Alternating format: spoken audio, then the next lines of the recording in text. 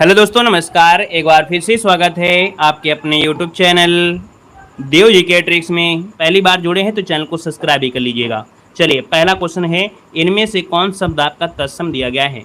चलिए, 68 को ऑप्शन देना है। यहाँ पर आपसे कह रहा है कौन शब्द आपका तत्सम दिया गया है, और यहाँ पर 68 की अगर बात कर लेते हैं तो जवाब लगभग पहले से ही सभी का आ चुका है। यहाँ पर जो आपका आंसर है 68 नंबर में, वो राइट आंसर हो जाएगा यहाँ पर जम्बू। क्या दिया है यहाँ पर, जिसका भी ऑप्शन आ गया है जम्बू वाला, ये आपका आंसर डी नंबर है, राइट हो जाएगा। जम्बू क्या है, तत्सम है। अगर हम आपसे पूछे सर जी इसका तद्भव क्या होता है, इसका तद्भव क्या होता है, तो बता सकते हैं, बताइए जल्दी से। जम्बू का तद्भव होता क्या है, तो आप कहेंगे सर जामुन होता है। क्या होता है, जामुन होता है। यहाँ पर अगर नाक से बोले कि नाक का तत्सम नासिका होता है। यहाँ पर देखो धूरी का धूल ही होता है। यहाँ पर देखो जनवास दिया है, जनवास का होता है जन्यवास। ठीक है, क्या होता है, जन्यवास होता है, जन्यवास होता है, याद रखिएगा, जन्यवास इसका तत्सम बनता है। अगले क्वेश्चन को आते हैं। क्वेश्चन आपसे अगला पूछा गया और आपसे कह रहा है कि वासग्रह शब्द का तद्भव कौन सा है।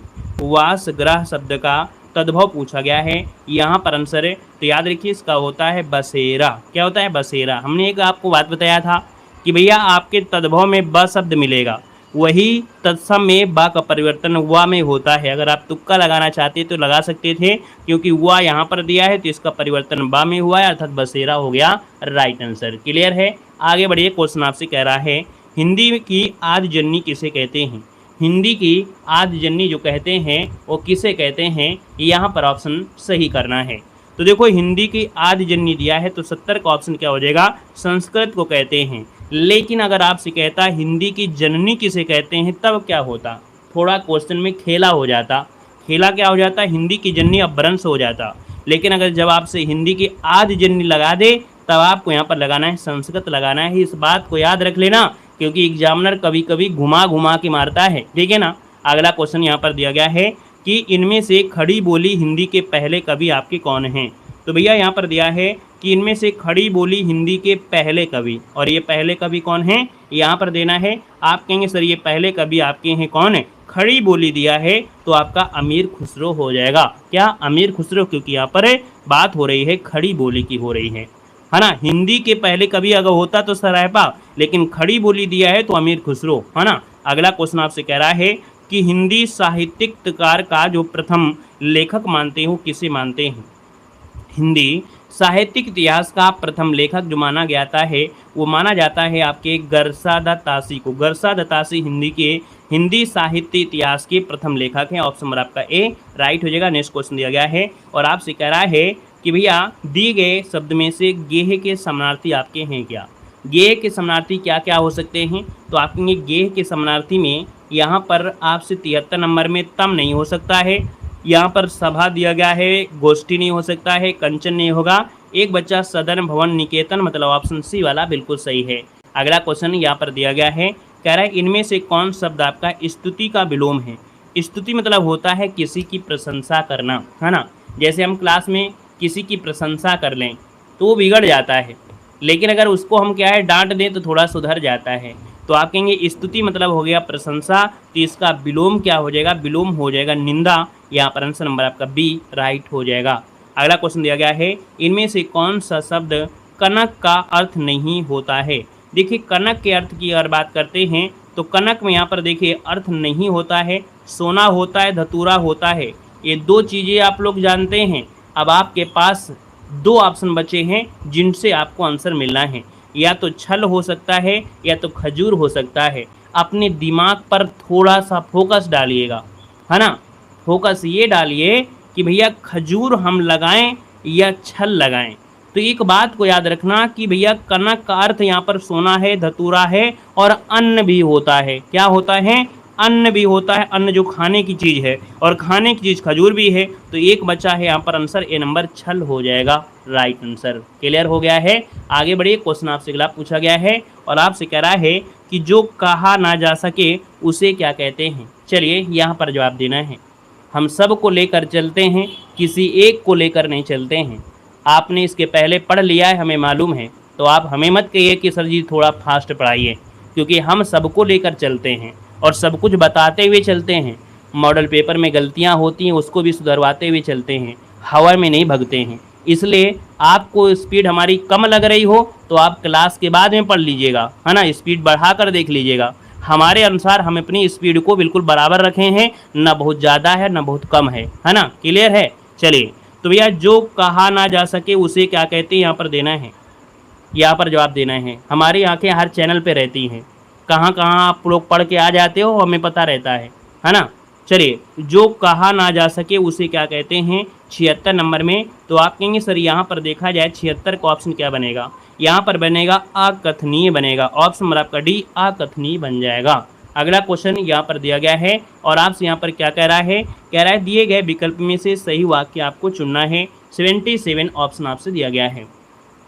हाँ, ये रिकॉर्डेड क्लास है, ठीक है, ये रिकॉर्डेड क्लास है, ज्ञान नहीं है, इसमें नौटंकी चल रही है, ठीक है। तो कृपया करके ज्ञान वाली क्लास में पढ़ाई करें, रिकॉर्ड क्लास में ज्ञान तो मिलता नहीं है ना। तो आप लोग रिकॉर्ड वाली क्लास बाद में देखा करें, ठीक है। चलिए, दिए गए विकल्पों में से सही वाक्य आपसे पूछा गया 77 में। तो आप कहेंगे 3 नगरों का नाम बताइए, 3 नगरों के नाम बताइए। नगरों ऑप्शन नंबर आपका सी वाला आपका राइट आंसर हो जाएगा, क्लियर है। यहाँ पर आगे बढ़ते हैं, क्वेश्चन दिया गया है कि दिए गए शब्द में से उचित शब्द का चयन करना है। 78 ऑप्शन आपसे कह रहा है। तो भैया औद्योगिक जो लिखा जाएगा वो किस प्रकार से, तो ये तो आपका गलत दिया है सरासर, ये भी गलत दिया है। औद्योगिक दिया है वो भी ऑप्शन आपका डी वाला यहाँ पर हो जाएगा, राइट हो जाएगा। अगला क्वेश्चन आपसे कह रहा है वह महिला बहुत विद्वान है, वह महिला बहुत विद्वान है। और भैया वह महिला बहुत विद्वान है, तो आप कहेंगे सर 79 का जो ऑप्शन दिया गया है वो राइट इनमें से क्या हो जाएगा, यहाँ पर लिंग संबंधी अशुद्धि है, क्योंकि यहाँ पर महिला विद्वान शब्द नहीं लगाएंगे, विदुषी लगाते हैं। महिला के साथ हमेशा विदुषी का प्रयोग किया जाता है। अगला क्वेश्चन आपसे कह रहा है कि कवि का सही बहुवचन क्या होता है। यहाँ पर 80 नंबर आपसे कह रहा है कि कवि का बहुवचन इनमें से होता क्या है। तो आप कहेंगे सर कवि का बहुवचन इनमें से क्या बनेगा, 80 नंबर आपको देना है। तो कवि का होता है कवि वृंद, क्या होता है, कवि वृंद होता है। तो कवि वृंद है तो ऑप्शन आपका ए नंबर राइट हो जाएगा। किताब में तो इन्होंने बी दे दिया है, कविगण होता नहीं है ना। यहाँ पर आपका बी ऑप्शन दिया है जो कि गलत है, कवि वृंद होता है, याद रखिएगा, ठीक है ना, सुधार करिएगा। अगला क्वेश्चन यहाँ पर आपसे कह रहा है कि राम का भाई भरत है, इस वाक्य में कौन सा कारक है। यहाँ पर जवाब दीजिए, आपका आंसर इनमें से क्या बनेगा। चलिए, हाँ, यहाँ पर देखिए राम का भाई भरत है, इस वाक्य में कौन सा कारक है। तो का शब्द दिया है, इसका मतलब है कि आप कहेंगे सर का जो दिया गया है ये आपका आंसर क्या हो जाएगा, यहाँ पर आंसर आपका हो जाएगा संबंध है, का की के रा री रे, है ना। अगला क्वेश्चन है यहाँ पर दिया गया है और आपसे कह रहा है कि गांधी को राष्ट्रपिता कहा गया है, इस वाक्य में संज्ञा किस रूप में से किस रूप में परिवर्तित हो रही है। यहाँ पर आपका आंसर राइट हो जाएगा। चलिए, यहाँ पर देना है आपका आंसर क्या हो जाएगा। तो भैया यहाँ पर देखा जाए तो आपका आंसर 82 नंबर में से क्या बनेगा। तो ये आपका दिया है जातिवाचक से दिया गया है व्यक्तिवाचक, इसका जो आंसर आपका दिया है वो आपका बी नंबर है, यहाँ पर राइट हो जाएगा, बी नंबर आपका बने जाएगा, ठीक है। यहाँ पर आगे बढ़ते हैं, क्वेश्चन आपसे अगला पूछा गया है, कह रहा है अग्नि का विशेषण इनमें से कौन सा हो जाएगा। चलिए, यहाँ पर बताना है अग्नि का विशेषण क्या होता है, यहाँ पर देना है। चलिए, यहाँ पर देखा जाए तो 83 नंबर और 83 का जो ऑप्शन दिया है, यहाँ पर देखो आग्नेय शब्द जो दिया है, आग्नेय, अग्नि का विशेषण होता है आग्नेय होता है। तो आपका जो आंसर बनेगा यहाँ पर नंबर राइट हो जाएगा। अगला क्वेश्चन आपसे कह रहा है चोर उठ भागा, यह वाक्य किस क्रिया का उदाहरण है। चोर उठ भागा ये कह रहा है, तो आपका आंसर इनमें से राइट क्या हो सकता है। चलिए, यहाँ पर बताइएगा। तो भैया चोर उठ भागा देखे जाए 84 नंबर में, तो आप कहेंगे सर यहाँ पर पहले चोर उठा होगा तभी तो भागा होगा। यहाँ पर संयुक्त क्रिया है, आकर्मक क्रिया है, पूर्वकालिक क्रिया है और आपकी प्रेरणार्थक क्रिया है। क्या आंसर लगाया जाए, तो आप कहेंगे सर पहले उठा है फिर भागा है, अर्थात यहाँ पर आंसर आपका सी पूर्वकालिक क्रिया यहाँ पर हो जाएगा। और अगला क्वेश्चन आपसे कह रहा है कि देखो वैसे देखा जाए 84 नंबर में शुद्धता क्या होना चाहिए था। शुद्धता होना चाहिए कि चोर उठ भागा, इस वाक्य में जो आपकी भागना उठना है ये कैसी क्रिया है ना। ये अगर दे देता तो ज़्यादा शुद्ध होता। इसमें ये कहता कि पहली क्रिया कैसी है और दूसरी क्रिया कैसी है, तो ज़्यादा बेस्ट आंसर आपका हो जाता। लेकिन इसमें साफ साफ इसमें कहा नहीं गया है वैसे, ठीक है ना। चलिए, यहाँ पर अगला दिया गया है लता गा रही है, यहाँ पर आपसे पूछा है, इसका आंसर है राइट क्या हो जाएगा। ठीक है, यहाँ पर बताना है आपका आंसर है राइट क्या हो जाएगा। चलिए, लता गा रही है, देखो था शब्द तो है नहीं है, तो भूत को यहाँ से हटा देते हैं, ये भूत आपके हट गए हैं, तो आप कहेंगे सर यहाँ पर जो आंसर आपका दिया गया है वो आपका राइट क्या हो जाएगा। यहाँ पर अपूर्ण वर्तमान काल 85 नंबर दिया है, ए नंबर है यहाँ पर राइट हो जाएगा। अगला क्वेश्चन यहाँ पर दिया गया है और आपसे कह रहा है इनमें से भाववाच्य का उदाहरण इनमें से कौन सा है। चलिए, भाववाच्य का उदाहरण पूछा गया है, आपका आंसर इनमें से राइट क्या हो जाएगा। चलिए, हाँ यहाँ पर देखिए 86 नंबर दिया है और 86 की अगर बात करते हैं तो ऑप्शन देखो दिया गया है कि खाया जाता है, लेकिन नहीं शब्द आपके दिया है, तो ऑप्शन डी नंबर हो जाएगा कि धूप में चला नहीं जाता है ना, क्योंकि इतनी धूप ही है तो क्या किया जाए। अगला क्वेश्चन आपसे कह रहा है कि इनमें से विस्माद बोधक अव्यय का उदाहरण इनमें से कौन सा है। विस्माद बोधक आपसे दिया गया है, यहाँ पर बताना है, तो आप कहेंगे सर विस्मयाद बोधक अव्यय उदाहरण दिया है 87 नंबर में, तो आप कहेंगे सर यहाँ पर दिया गया है विस्मयाद बोधक, या वहाँ, धन्य धन्य, यहाँ वहाँ, या जहाँ जहाँ, क्या बनेगा। चलिए 87 नंबर जवाब देना है, इसका आंसर क्या हो जाएगा। चलिए 87 का ऑप्शन आ गया है, यहाँ पर आपका बी नंबर है ना। बोलते हैं धन्य हो भैया, बड़े दिनों बाद क्लास में दिखाई दिए और आते ही जहर उगलने लगे, धन्य हो आप महादेव हो। तो आप कहेंगे धन्य धन्य, यहाँ पर आंसर आपका हो गया बी नंबर हो गया है और डैश लगाएंगे धन्य धन्य। अगला क्वेश्चन आपसे कह रहा है कि शिष्टता शब्द में कौन सा प्रत्यय है। शिष्टता शब्द में कौन सा प्रत्यय है, तो कहेंगे शिष्ट शब्द तो निकल रहा है, अब बचा हुआ यहाँ पर इष्ट शब्द है ता, तो ऑप्शन नंबर आपका डी राइट हो जाएगा। क्लियर है। यहाँ पर आगे बढ़ते हैं, क्वेश्चन दिया गया है आध्यात्मिक शब्द में कौन सा प्रत्यय है। आध्यात्मिक शब्द में कौन सा प्रत्यय है ये पूछा कह रहा है। तो भैया आध्यात्मिक एक प्रत्यय जो ऑप्शन दिया गया है वो आपका डी नंबर है, यहाँ पर राइट हो जाएगा। अगला है कि सन्मार्ग में प्रयुक्त संधि आपकी कौन सी है। सन्मार्ग में कौन सी प्रयुक्त संधि है, यहाँ पर 90 ऑप्शन आपसे कह रहा है। तो भैया सन्मार्ग में से अगर आप तोड़ेंगे तो कहीं ना कहीं जो मा शब्द आया है ये व्यंजन से निकलेगा, तो विसर्ग नहीं होगा, यहाँ पर हो जाएगा आंसर नंबर सी, यहाँ पर हो जाएगा व्यंजन सत धन मार्ग हो जाएगा। क्या बनेगा, सत धन मार्ग बनेगा। तो आप कहेंगे सर यहाँ पर आंसर नंबर आपका सी बनेगा। अगला है रामू जो बड़ा खिलाड़ी है वह कल उसकी टांग टूट गई, इस वाक्य में उचित विराम आपका कौन सा होगा। चलिए, रामू जो बड़ा खिलाड़ी है कल उसकी टांग टूट गई, इस वाक्य में उचित विराम बताना है। तो भैया उचित विराम क्या बनेगा, रामू जो बड़ा खिलाड़ी है, कॉमा लगाइए, इसके बाद मतलब ये हो गया अल्प विराम की संबंधी अशुद्धि आपकी है। यहाँ पर अगला दिया गया और आपसे कह रहा है दी गए विकल्प में से कोढ़ में खाज होना इस मुहावरे का अर्थ इनमें से है क्या। यहाँ पर आंसर नंबर आपका राइट क्या हो सकता है कि भैया कोढ़ में खाज होना 92 नंबर है। तो भैया यहाँ पर किसी बीमार व्यक्ति ठीक ना होना नहीं होगा, दुख पर और दुख होना। कोढ़ में खाज, भैया कोढ़ तो ऑलरेडी होता है उसमें भी खुजली होने लगे, मतलब दुख में और दुख होना, जैसे कंगाली में आटा गीला होना है ना, जैसे होता है ना कंगाली में आटा गीला होना, तो वही आपका ये भी है, ऑप्शन आपका भी बनेगा। अगला है करुण रस का स्थायी भाव इनमें से क्या है। करुण रस का स्थायी भाव आपसे पूछा गया है, आपका आंसर इनमें से क्या हो जाएगा। तो करुण का क्या होता है, शोक होता है, और शोक दिया है तो ऑप्शन आपका डी नंबर है, यहाँ पर राइट हो जाएगा, जो कि सभी का जवाब यहाँ पर बिल्कुल सही आ रहा है। ठीक है ना, यहाँ पर सभी सही आ रहा है। और यहाँ पर और पूछा जाए तो और को बता ही दोगे, रति किसका है ना, यहाँ पर हास किसका है, उत्साह किसका है। अगला बताइएगा कि पूत सपूत तो क्यों धन संचय और पूत कपूत तो क्यों धन संचय, इस पंक्ति में कौन सा अलंकार प्रयुक्त हुआ है। यहाँ पर देखिए 94 नंबर आपसे कह रहा है, तो आपका आंसर में से क्या हो जाएगा, लटा अनुप्रास। यहाँ पर आंसर नंबर आपका डी हो जाएगा, लटा अनुप्रास हो जाएगा, याद रखिएगा। ठीक है ना, देखो यहाँ पर जो वृत्तानुप्रास होता है इसमें 3 आपके शब्द आपको मिलेंगे, हमने बताया भी था। सुत्तानुप्रास में लास्ट में क्या होता है, तुकांत शैली होती है, तुक मिलते हैं।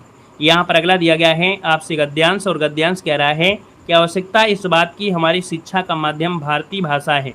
मतलब ये गद्यांश में जो आपका दिया है वो दिमाग लगाने वाली जरूर नहीं है, जितना दिखा है उतना पढ़िएगा, पढ़ने के बाद उसके आंसर आपको मिल जाएंगे। एक्स्ट्रा शब्द आपको दिमाग लगाने की ज़रूरत नहीं है इसमें से। बाकी यहाँ पर जो आपके पीडीएफ है वो हम आपको टेलीग्राम पे दे देंगे, तो टेलीग्राम से आप गद्यांश है, मैथ है, इनको भी आप लोग पढ़ लीजिएगा, ठीक है ना। यहाँ पर आइएगा, क्वेश्चन नंबर आपका दिया गया है आपका, यहाँ पर आपका 100 में क्या कह रहा है, सिय राम मैं सब जग जानी, करहूँ प्रणाम जोर जुग पानी। यह रचना किस गोस्वामी दास की कृति से आपकी ली गई है 100 नंबर में। तो ये रामचरितमानस से ली गई है, याद रखिए ये रामचरितमानस के बाल कांड से ली गई है। बाल कांड वही है जो कि सबसे बड़ा कांड है। यहाँ पर आंसर नंबर आपका बनेगा डी नंबर। अगला है केदारनाथ सिंह की उनकी किस पुस्तक पर साहित्य अकादमी पुरस्कार प्राप्त हुआ था। यहाँ पर देखिएगा केदारनाथ सिंह दिए गए हैं, इनकी एक पुस्तक है, इनको साहित्य अकादमी पुरस्कार दिया गया था।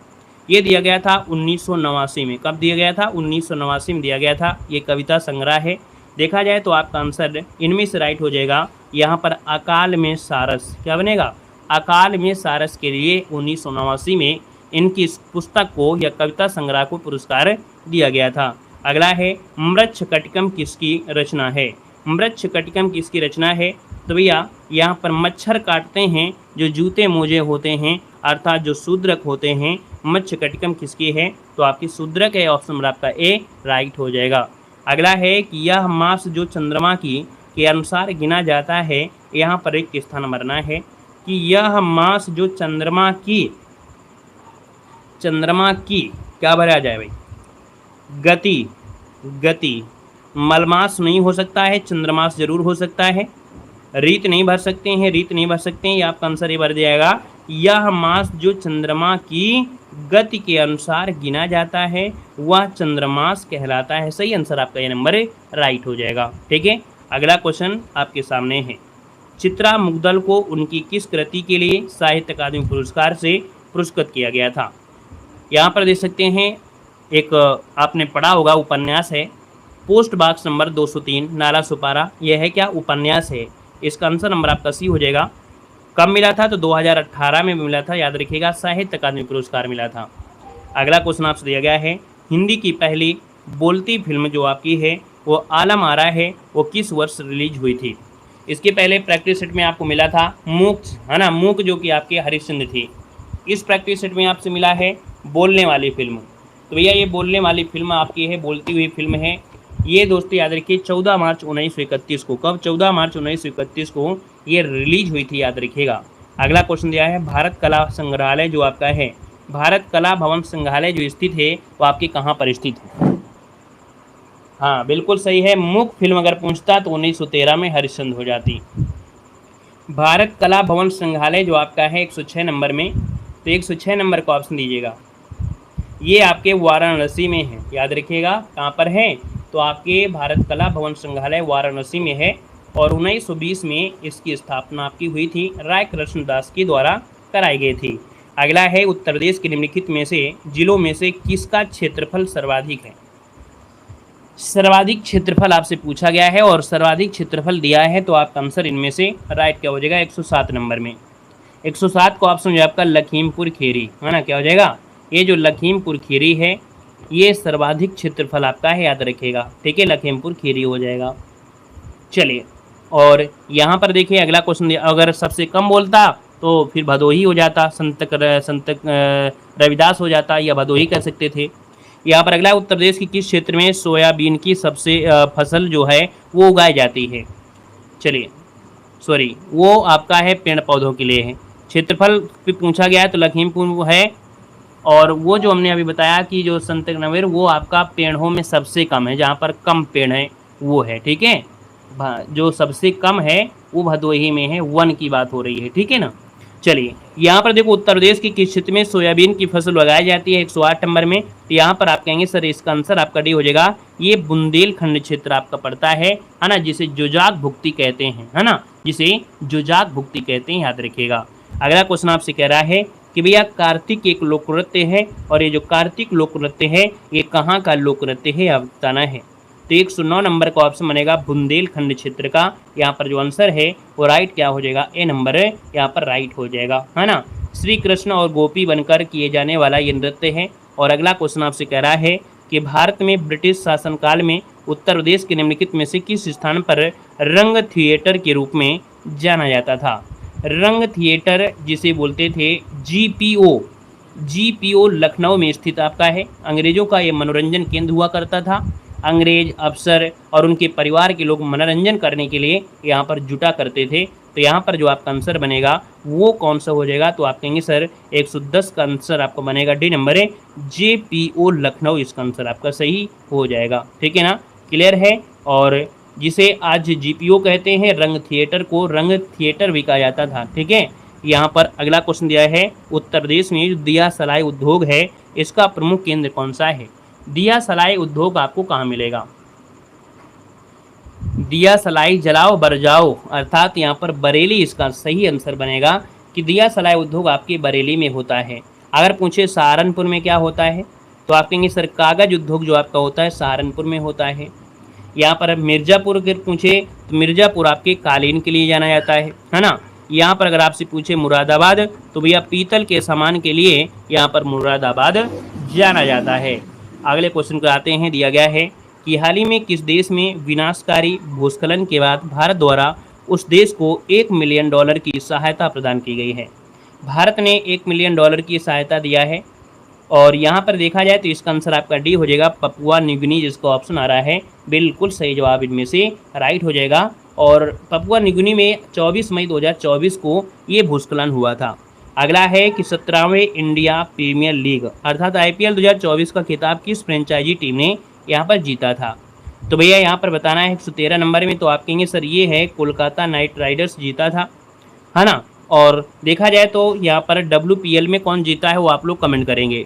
WPL में कौन जीता था ये आप लोग कमेंट करेंगे, जल्दी से बताइएगा। WPL में कौन जीता था, मतलब WPL मतलब होता है जो महिलाओं के लिए, है ना। WPL में RCB जीती थी, याद रखिएगा। और अगला है कि मई 2024 में किसी 2024 के प्रतिष्ठित अंतर्राष्ट्रीय बुकर पुरस्कार से सम्मानित किया गया है। तो 114 नंबर का ऑप्शन क्या बनेगा, तो ये है आपके जिन्नी एपेर्नबेक। क्या नाम है इनका, इनका नाम है जिन्नी एपेर्नबेक हैं, जिनको अंतर्राष्ट्रीय बुकर पुरस्कार से सम्मानित किया गया है। दोस्तों याद रखिएगा ये जर्मन की लेखिका हैं। कहाँ की हैं, ये जर्मनी की लेखिका हैं, याद रखिएगा। इनकी एक पुस्तक थी कैरोस, उसके लिए ये दिया गया है। अगला क्वेश्चन आपके सामने है, लोकसभा चुनाव 2024 में से किस लोकसभा क्षेत्र में नोटा पर 2 लाख से अधिक वोट आपके पड़े हैं। यहाँ पर देखा जाए तो आपका आंसर 115 में क्या बनेगा, नोटा। नोटा पर 2 लाख से अधिक अर्थात देखा जाए तो 2,18,678 वोट पड़े थे। इस निर्वाचन क्षेत्र में भारतीय जनता पार्टी के शंकर लालवानी ने यहाँ पर जीत दर्ज किया है। यहाँ पर इसका जो आंसर 115 नंबर में वो ऑप्शन बी हो जाएगा, इंदौर हो जाएगा। इंदौर इसका आंसर है, राइट हो जाएगा। और कौन थे, तो आपके शंकर लालवानी ने जीत दर्ज किया है।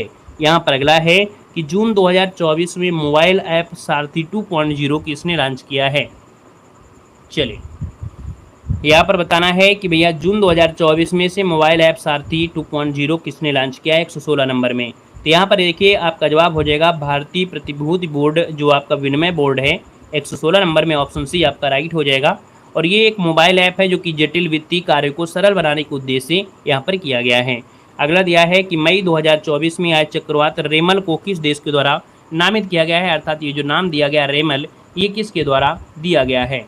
चलिए यहाँ पर बताना है 117 नंबर का ऑप्शन बनेगा डी नंबर, आपके ओमान ने दिया है। रेमल का नाम जो दिया है वो आपके ओमान ने दिया है। याद रखिए ये रेमल कहाँ पर आया था, किसी को याद है, किसी को याद है रेमल जो चक्रवात आया था कहाँ पर आया था, अरब सागर में आया था या आपके बंगाल की खाड़ी में आया था, कहाँ पर आया था।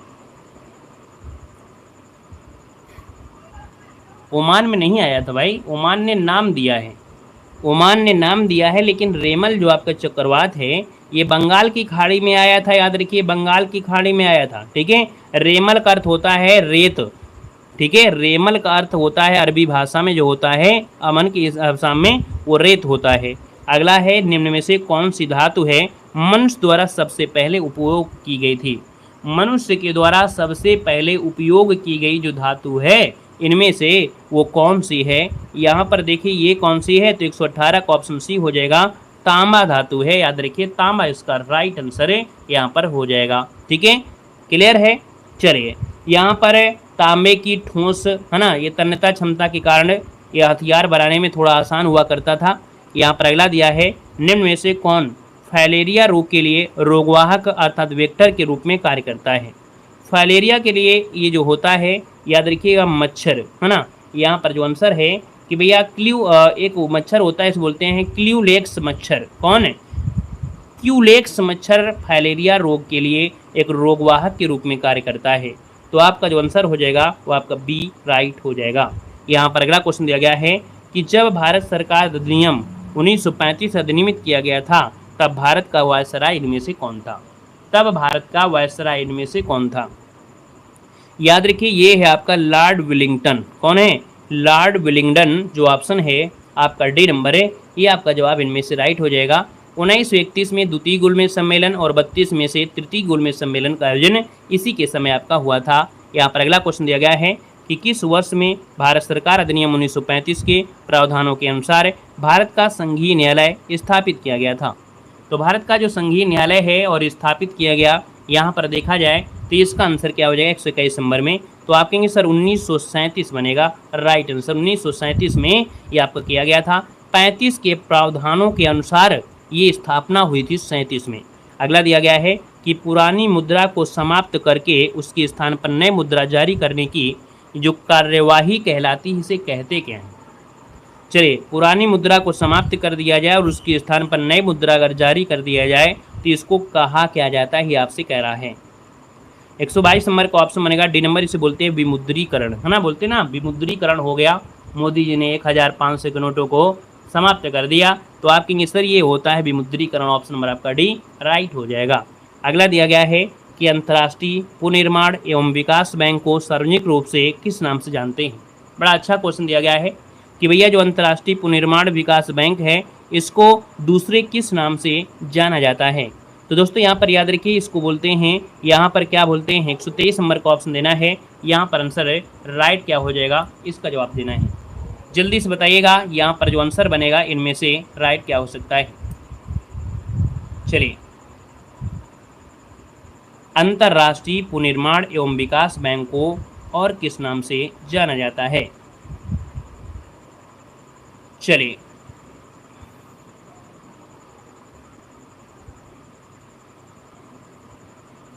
अंतर्राष्ट्रीय मुद्रा कोष कह रहे हैं। यहाँ पर देखिए ये इसका जो आंसर आपका आ गया है, यहाँ पर क्या हो जाएगा, तो भैया होता है क्या IBRD जिसे कहते हैं, है ना, क्या बोलते हैं IBRD कहते हैं। तो इसका मतलब है कि IBRD का पूरा नाम होता है अंतर्राष्ट्रीय पुनर्निर्माण विकास बैंक। ठीक है, वाशिंगटन DC में है, अर्थात ये आपका हो गया विश्व बैंक हो गया, विश्व बैंक हो जाएगा, वर्ल्ड बैंक जिसे कहते हैं। ठीक है ना, ये जो आपका है अंतर्राष्ट्रीय विकास बैंक भी कहते हैं। 1944 में इसकी स्थापना हुई थी। संयुक्त राज्य अमेरिका में क्या है, इसका आपका हेडक्वार्टर आपका है, याद रखिएगा। ठीक है, और अगला क्वेश्चन यहाँ पर आपसे दिया गया है और आपसे क्या कह रहा है, डी और सी दोनों कैसे हो जाएंगे भाई, डी और सी दूसरा हो जाएगा क्या, डी और सी थोड़े बोलेंगे, यहाँ पर बोलेंगे विश्व बैंक। अगला क्वेश्चन आपसे यहाँ पर दिया गया है और आपसे कह रहा है कि राजस्थान के पारंपरिक स्ट्रिंग पपेट को किस रूप में जानते हैं। देखो आपसे कह रहा है, यहाँ पर कह रहा है स्ट्रिंग पपेट कह रहा है। तो यहाँ पर जो आपका आंसर है 24 नंबर में ये आपका दिया है किस रूप में जाना जाता है, आपसे कह रहा है। चलिए यहाँ पर 124 नंबर है और 124 को ऑप्शन बनेगा सी नंबर है कठपुतली। आपने देखा होगा राजस्थान में कठपुतली नृत्य खूब होते हैं, कठपुतली नृत्य जो होते हैं वो आपके होते हैं, तो इसी को स्ट्रिंग पपेट भी कहती है, इसको ऑप्शन सी बनेगा। अगला दिया गया है निम्नलिखित में से कौन सी योजना एक निर्यात प्रोत्साहन योजना है जिसकी परिकल्पना निरंतर आधार पर भारत के निर्यात को बढ़ावा देने के लिए उत्प्रेरक के रूप में कार्य करने के लिए आपकी की गई थी। यहाँ पर 125 नंबर में देखा जाए तो आपके सामने 4 ऑप्शन हैं और ये है बाजार पहुँच पहल, अर्थात इसे बोलते हैं MAI योजना। क्या बोलते हैं, MAI योजना। यहाँ पर याद रखिए इसका आंसर आपका बनेगा डी नंबर, है ना। ये निर्यात को बढ़ावा देने के लिए बनाया गया था। ठीक है, एक देखा जाए तो एक उत्प्रेरक की तरह ये कार्य करता है ना, आसान कार्य करता है। अगला है कि भारत में जनसंख्या इतिहास में अवधि को स्थिर अवस्था कहते हैं, अर्थात इस समय देखा जाए तो जो जनसंख्या थी वो एक प्रकार से स्थिर हो चुकी थी। तो ये है आपका 1900 1901 से लेकर 1921 इस अवधि को स्थिर अवस्था कहते हैं। लेकिन अगर आपसे पूछे कि जनसंख्या विस्फोट अवस्था कौन सी है, तो याद रखिएगा ये वाली जो 1951 से लेकर 81 वाली है, ये जनसंख्या विस्फोट वाली है। ये भी क्वेश्चन आपका पूछा गया था, विस्फोट वाली अवस्था पूछे तो ये आपका 51 से 81 है, और स्थिर अवस्था पूछे तो 1901 से लेके 1921 वाली आपकी, दोनों को एक साथ आपको रट लेना है। ठीक है, वेरी गुड। अगला क्वेश्चन आपसे कह रहा है कि भारत ने वर्ष 2030 तक ओजोन परत को हानि पहुंचाने वाली एक ग्रीन हाउस गैस के उपयोग को समाप्त करने की योजना बनाई है, उस गैस का नाम इनमें से है क्या। मतलब देखा जाए तो ये ग्रीन हाउस गैस है जिसको समाप्त कर दिया जाएगा।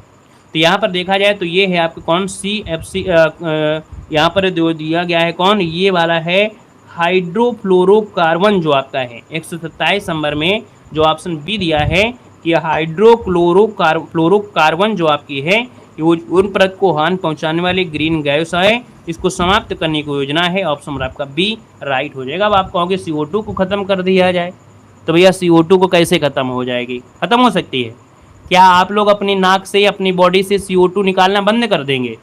बताइए, अगर आप अपने नाक से CO2 बंद कर देंगे तो भी थोड़ा हो सकता है, लेकिन ऐसा असंभव है।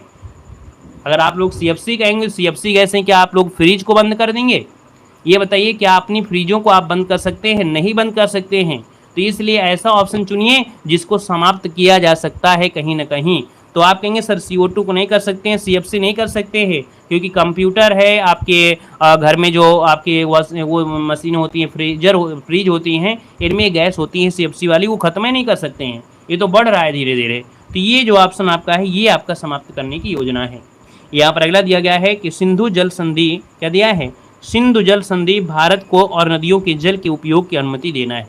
मतलब यहाँ पर देखा जाए सिंधु जल संधि है, और इसके तहत देखा जाए तो यहाँ पर देखिए रावी, ब्यास और सतलज है, ये 3 नदियाँ हैं। तो आप कहेंगे सर रावी, व्यास और सतलज नदियों के जल का उपयोग करने की अनुमति यहाँ पर देता है। ऑप्शन नंबर आपका बी यहाँ पर राइट हो जाएगा। ये समझौता हुआ था कब, तो 1960 में समझौता हुआ था, भारत और पाकिस्तान के बीच हुआ था। अगला दिया गया है किस शहर को भारत की इलेक्ट्रॉनिक राजधानी के रूप में जाना जाता है। चलिए बताइए, इसका आंसर आपका बेस्ट आंसर आपको बताना है। यहाँ पर दिया है कि किस शहर को भारत की इलेक्ट्रॉनिक राजधानी के रूप में जाना जाता है, इसका आंसर क्या हो जाएगा। तो भैया ये है आपकी बेंगलुरु, क्या है यहाँ पर बेंगलुरु, जिसको ऑप्शन आ रहा है बिल्कुल सही हो जाएगा। और अगर आपसे पूछे भारत की सिलिकॉन वैली, तो आप कहेंगे इसे ही भारत की सिलिकॉन वैली के रूप में भी जाना जाता है। अगला क्वेश्चन आपसे कह रहा है निम्न में से कौन सी एक गर्म धारा है, निम्न में से कौन सी एक गर्म धारा है। जैसे कि आप लोग डेली टेस्ट पेपर लगाते हैं, हम ये नहीं कहते हैं कि डेली आप 10 टेस्ट पेपर लगा डालिए, आप एक मॉडल पेपर लगाइए। उस मॉडल पेपर में जो आपको नहीं आता है उसको आप पढ़िए, बेसिक पढ़िए, थ्योरी को कंप्लीट करिए। जैसे ये टॉपिक अगर आपको नहीं आता है तो इसको आप कसम खा लीजिए कि इसको आज और कल में हम ख़त्म ही करना है ना। कैसे नहीं आपका रिजल्ट अच्छा आएगा, ज़रूर आएगा। लेकिन आप कहो कि नहीं एक दिन में हम 10 मॉडल पेपर लगा डालें, एक दिन में हम 10 घटना चक्र के मॉडल पेपर लगा डालें, तो ये कोई टारगेट नहीं होता है कि आप ये टारगेट कर लो कि हमें एक दिन में 10 मॉडल पेपर ख़त्म नहीं करना है, आपको सीखना है। एक लक्ष्य रखिए, ख़त्म नहीं, आपको सीखना है। देखो दिया गर्म जलधारा 130 नंबर में, तो आप कहेंगे सर ये ब्राज़ील की जो धारा है, जो ब्राज़ील की जलधारा है, ये कहीं ना कहीं क्या है, ये ब्राज़ील की तट पर प्रवाहित होती है, ये गर्म धारा है। और ब्राज़ील के साथ में यहाँ पर देखा जाती है भूमध्य रेखा, और भूमध्य रेखा से जो जाएगी तो वो गर्म जलधारा जरूर हो जाएगी। यहाँ पर अगला क्वेश्चन आपसे दिया गया है, कह रहा है निम्न में से किस देश को साम्राज्यों का कब्रिस्तान भी कहा जाता है। साम्राज्यों का कब्रिस्तान पूछा गया है, तो साम्राज्यों का कब्रिस्तान कौन हो जाएगा, ये है भैया अफगानिस्तान। अब पाकिस्तान लगाने वाले 80% होंगे, हमें मालूम है कि पाकिस्तान लगाने वाले 80% लोग होंगे, लेकिन यह का राइट आंसर जो हो जाएगा वो राइट आंसर हो जाएगा आपका अफगानिस्तान। इसका राइट आंसर आपका सी हो जाएगा, ठीक है ना। मतलब देखा जाए ये ऐसा है क्यों, इसलिए बोला जाता है कि इसकी जो स्थिति है, अर्थात इसका जो लोकेशन है ना, वो विदेशी सरकार ने लंबे समय से अफगानिस्तान के लोगों को अपने हितों के लिए उपकरण के रूप में इस्तेमाल किया है, किंतु कोई भी देश अंतिम रूप से यहाँ अपनी सत्ता स्थापित करने में विफल रहा है। कुल मिला के इसको यूज बहुत किए हैं, अफगानिस्तान को लोगों ने यूज किया है, चाहे खालिस्तान हो चाहे कोई भी हो, इसको यूज लोगों ने किया है। इस वजह से साम्राज्यों का कब्रिस्तान इसे कहा गया है। अगला क्वेश्चन आपसे कह रहा है कि श्रीमा शास्त्री समझौते पर कब हस्ताक्षर किए गए थे। नया क्वेश्चन है, नोट करिएगा। यहाँ पर आंसर नंबर आपका हो जाएगा 1964। क्या हो जाएगा? 1964, अर्थात कि जो सिरमा शास्त्री समझौता है इसको इंडो सिलोन समझौता भी कहते हैं। इंडो सिलोन समझौता कहते हैं। भंडार नायके का नाम सुना होगा, है ना? तो भंडार नायके संधि भी कहा जाता है इसको। ठीक है, इसका जो आंसर है यहाँ पर आपका बनेगा ए नंबर है। और अगला है विनय पत्रिका के लेखक का नाम पूछा गया। विनय पत्रिका के लेखक कौन है? चलिए बताइएगा, विनय पत्रिका के जो लेखक है वो आपके इनमें से कौन बन सकते हैं? 133 को ऑप्शन देना है। तो आपका जवाब हो जाएगा तुलसीदास बनेगा। ए नंबर है तुलसीदास, जिसका ऑप्शन आ रहा है बिल्कुल सही हो जाएगा। इनकी रचनाओं में से 2 2 3 3 तो आपको आती होंगी। यहाँ पर देखिए रामचरितमानस, जानकी मंगल, पार्वती, रामलला, लैचू, गीता, है ना, दोहावली। अगला है कि वानिकी अनुसंधान के क्षेत्र में भारत का सबसे बड़ा सरकारी संगठन इनमें से कौन सा है? चलिए बताइएगा कि भैया वानिकी अनुसंधान के क्षेत्र में भारत का सबसे बड़ा सरकारी संगठन जो आपका है, यहाँ पर याद रखिए भारतीय वानिकी अनुसंधान शिक्षा परिषद। ये जो ऑप्शन आपका ये दिया है बिल्कुल सही जवाब इनमें से हो जाएगा। कहाँ पर है? तो आपके मुख्यालय कहाँ पर है? तो आपके देहरादून, देहरादून जो आपका है यहाँ पर मुख्यालय है। यहाँ पर आगे बढ़िए, क्वेश्चन आपसे कह रहा है कि भैया यहाँ पर दिया है कि 1901 में बंगाल में शांति निकेतन नामक स्कूल की स्थापना की गई थी। ये आईएमपी क्वेश्चन इसलिए है क्योंकि शांति निकेतन को विश्व धरोहर सूची में शामिल किया गया, इसलिए बिल्कुल आईएमपी क्वेश्चन है, रट्टा मार लीजिएगा। तो आप कहेंगे रविन्द्रनाथ टैगोर ने इसकी स्थापना किया था। ऑप्शन नंबर आपका बी हो जाएगा। नेक्स्ट क्वेश्चन दिया गया है कि तहसीलदार के पास की शक्ति होती है। थोड़ा सा ब्लर आपको दिख रहा होगा, है ना, यहाँ पर पीडीएफ में गड़बड़ी हल्की सी, बस एक क्वेश्चन में कह रहा है तहसीलदार के पास जो शक्ति होती है संबंधित गांव की जो अड़ंगल या पहानी प्रविष्टि को सत्यापित करना। यहाँ पर दे स्थानीय तौर पर जानकारी हासिल करना कि क्या फसलें अड़ंगल या पहानी के अनुसार उगाई गई हैं, ये इसमें नहीं आएगा। अनधिकृत अतिक्रमण, गैर सरकारी जल के अनियमित उपयोग के मामलों को निश्चित करेगी। तो हो सकता है ये भी, रुकिए, क्योंकि स्थानीय तौर पर आपका ये भी है, ये भी है, ये भी, सभी हो सकता है। कोई ऑप्शन सब में वाला कर दीजिएगा। ए बी सी आपका आंसर आपको डी लगा देना। ये सभी है, तहसीलदार के पास ये सभी शक्तियाँ आपकी होती हैं। डी नंबर आपका बनेगा। अगला क्वेश्चन आपसे कह रहा है जमीन पर कब्जा करने के सरकार के इरादे के बारे में सुविधाजनक स्थानों पर सार्वजनिक नोटिस प्रकाशित कौन करेगा? जैसे जमीन पर कब्जा करने के सरकार के इरादे के बारे में सुविधाजनक स्थानों पर परिवर्तन और सार्वजनिक जो नोटिस है ये प्रकाशित कौन करता है? तो ये नोटिस आपकी होती है जिला कलेक्टर। कौन होता है? जिला कलेक्टर होता है। यहाँ पर जो आंसर है वो आपका बनेगा डी नंबर। नेक्स्ट क्वेश्चन आपसे कह रहा है कि एक सुविधा जहाँ से किसी भी व्यक्ति द्वारा व्यापार के सामान्य क्रम में जनता के सदस्यों को इंटरनेट की पहुँच की पेशकश की जाती है, जो कि सूचना प्रौद्योगिकी अधिनियम 2000 के तहत के रूप में परिभाषित किया गया है। 138 नंबर में याद रखिएगा एक साइबर कैफ़े। क्या है? एक साइबर कैफ़े। नोट करिए, इसको ऑप्शन जो भरा जाएगा वो आपका बी बनेगा। अगला क्वेश्चन कह रहा है कि सॉफ्टवेयर के प्रसंग में एक त्रुटि है जो अवांछित नतीजे पैदा करती है। ये सारी त्रुटियां सामान्यतः व्यक्तियों द्वारा की गई गलतियां हैं और प्रायः प्रोग्राम के स्रोत कोड में रहती है। 139 में तो आप कहेंगे सर ये बग होता है। क्या होती है? इसे बग कहते हैं। जो त्रुटि होती है, त्रुटि को हम लोग बग कहा जाता है। आंसर नंबर आपका डी बनेगा। और अगला है प्रस्तावना के अनुसार भारतीय संविधान अपना अधिकार किससे प्राप्त करता है? यहाँ पर बताना है कि भैया भारतीय संविधान अपना अधिकार है वो किससे प्राप्त करता है। यहाँ पर जो राइट आंसर होगा इनमें से क्या हो सकता है, यहाँ पर जवाब देना है। फटाफट जवाब देना है।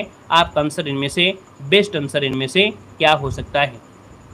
चलिए बहुत अच्छे, अति सुंदर। चलिए देखिए 40 नंबर में आपका जवाब भी यहाँ पर काफ़ी लोग दे रहे हैं, है ना। जवाब यहाँ पर 40 नंबर में दे रहे हैं और 40 का जवाब देना है वो आप सभी को फटाफट देना है।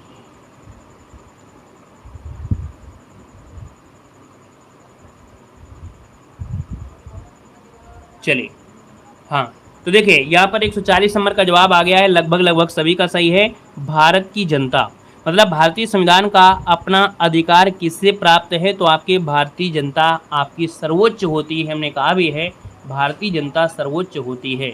अगला क्वेश्चन आपसे कह रहा है भारतीय संविधान में 10 मौलिक कर्तव्यों को निम्नलिखित में से किस वर्ष जोड़ा गया था?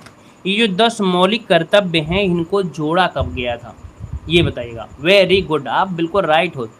यहाँ पर देखिए 141 नंबर में तो आप कहेंगे सर 1976। यहाँ पर जो आंसर है 1976 वाला, ये बिल्कुल सही जवाब इनमें से राइट हो जाएगा। 10 मौलिक कर्तव्यों को यहाँ पर क्या किया गया था भाई, जोड़ा गया था। ठीक है ना, क्लियर है। अच्छा, यहाँ पर देखिए अगला क्वेश्चन आपसे कह रहा है कि भारत और बांग्लादेश के बीच भूमि सीमा समझौते पर हस्ताक्षर होने के बाद बांग्लादेश के साथ कुछ विशेष अंतः क्षेत्र की अदला बदली करने और अंतः क्षेत्रों के निवासियों को नागरिकता देने के लिए संविधान की किस अनुसूची में संशोधन करना यहाँ पर आवश्यक है, ये आपसे कह रहा है। तो देखिए यहाँ पर देखा जाए 142 नंबर में, तो 142 को ऑप्शन बनेगा यहाँ पर आपका बी नंबर। क्या हो जाएगा, बी नंबर। ये पहली अनुसूची है और पहली अनुसूची में संशोधन करना जरूरी है। यहाँ पर आंसर नंबर आपका बी राइट हो जाएगा, बी नंबर आपका बन जाएगा। ठीक है, तो चलिए फिर आज के लिए इतना रखते हैं। धन्यवाद सभी को, जय हिंद, सभी को वंदे मातरम।